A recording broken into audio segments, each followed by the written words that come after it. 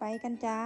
เมื่อนี้เขาก็จะไปซื้อของเขาร้านกันได้เขาไปเที่ยวในเมืองแล้วเจ๊กับชินาตาสดใสแน่เนาะมื่อนี้เป็นวันหยุดวันอาทิตย์จ้าก็เลยมีคนขับรถให้มื่อนี้เขาจะไปซื้อของที่ห้างแมคโครกันจ้าจากร้านของเขาเดินทางไปแมคโครก็ใส่เวลาประมาณ2ชั่วโมงนั่งรถไปน้ำกันก็บ่ค่อยเบ้าอย่างกันดอกจ้าเว้าน้ำกันหลายก็มักสิเถียงกันนั่งอยู่ซื่อๆเบิ่งทางไปเนาะเฮา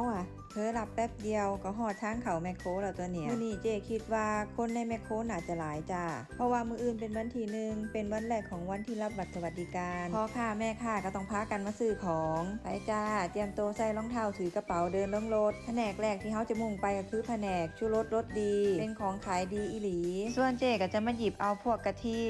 ก็มีหลายขนาดเฮาก็จะเอาทุกขนาดจ้าส่วนทางพ่อค้าเพิ่นเสร็จจากชูรสเพิ่นก็จะไปเอาปลากระป๋องนี่ก็ขายดีคือกันจ้าเสร็จแล้วก็ไปหยิบมาม่าต่อเลย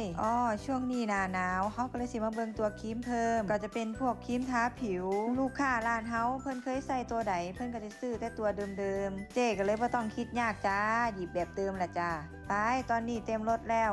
ก็ไปคิดเงินกันเลยจ้าเฮามาลุ้นกันว่ามื้อนี้เฮาจะได้เลขอีหยังออกมา